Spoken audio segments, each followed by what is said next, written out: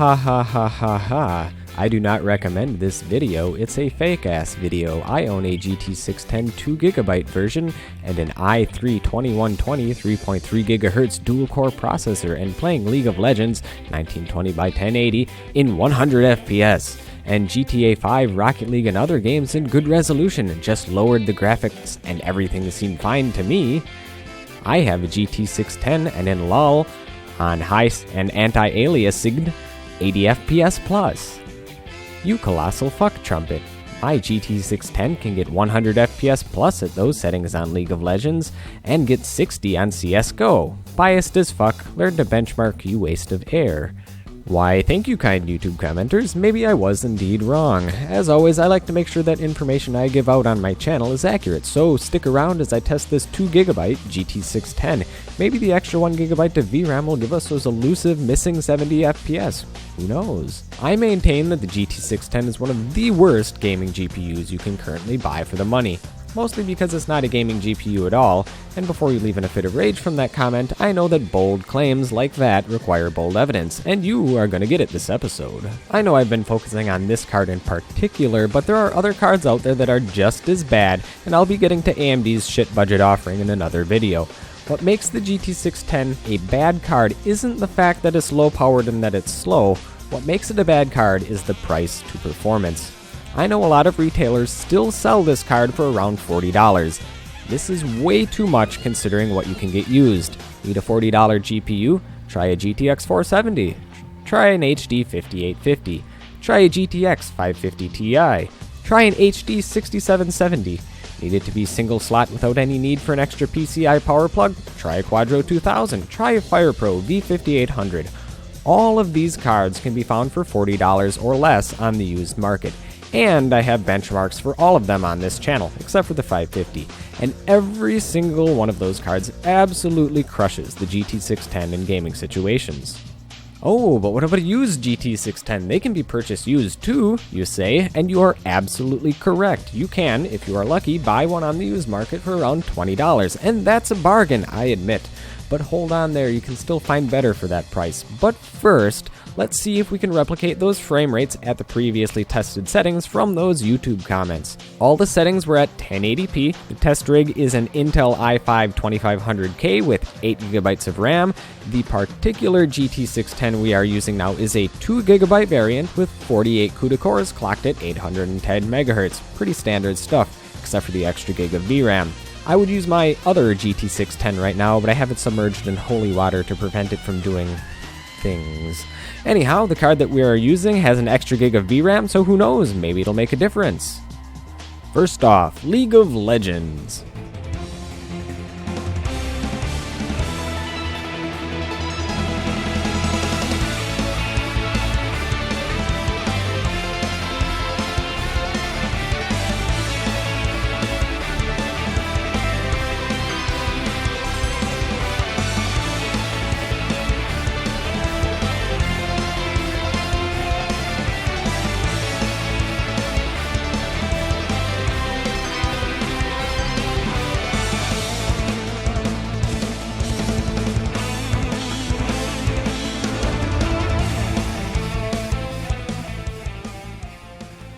So, as you can see, there is very little variation from the previous test result. At 1080p high settings, the game still falls below a 30 FPS average and feels very sluggish and unresponsive.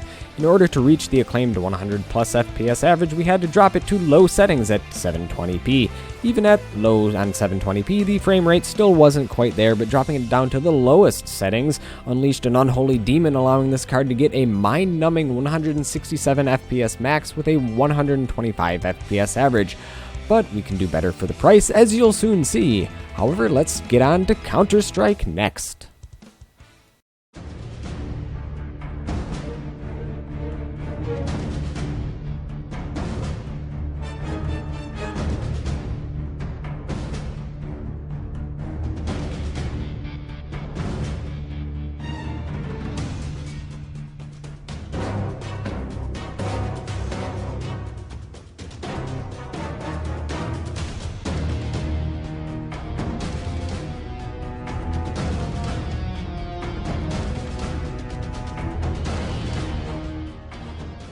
At 1080p high settings, the gameplay is quite choppy and sluggish with an only 25 FPS average and dipping down to 5 FPS during the more stressful moments.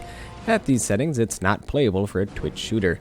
In order to get the game at a playable and pleasurable frame rate, we need to drop the settings down to minimum at 720p. Even then, we only managed a 77 FPS average with 56 FPS for the minimum. It is playable at these settings, however. As you'll see in a little bit, there are cards that can play it much better for the price. Now on to Rocket League.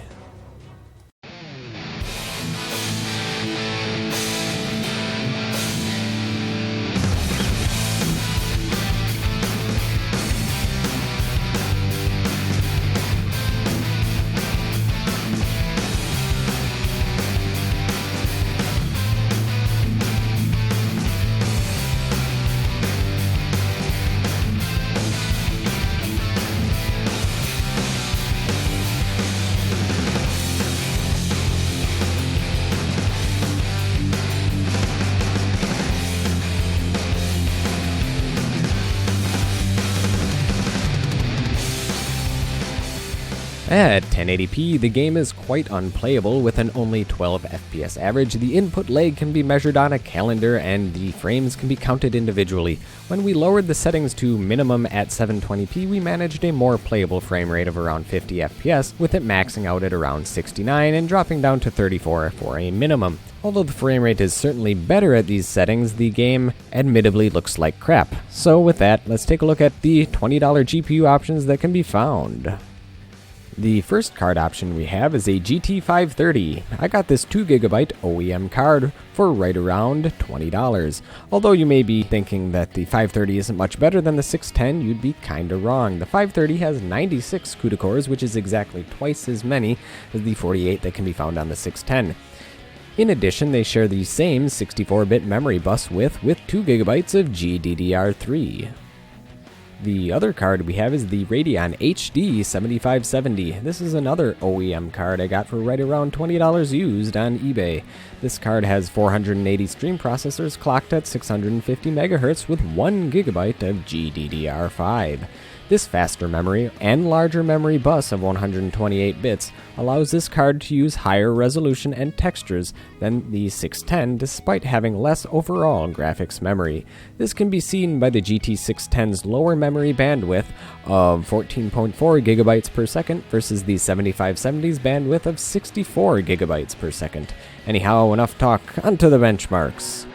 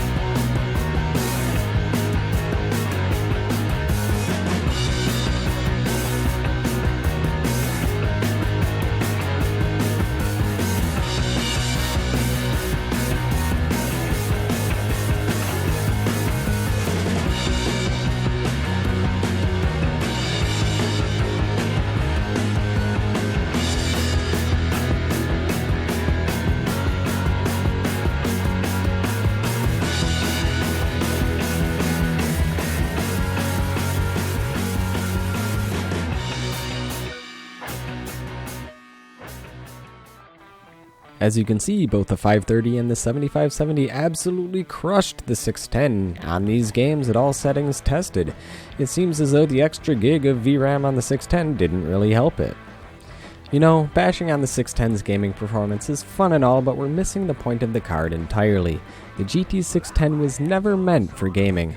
The GT610 is a graphics adapter at heart, meaning its real use is to allow multi-monitor setups and professional power-efficient GPU acceleration. For example, the company I work at has a number of workstation computers with 610s in them. We use them on our controller computers for our automated electronic microscopes.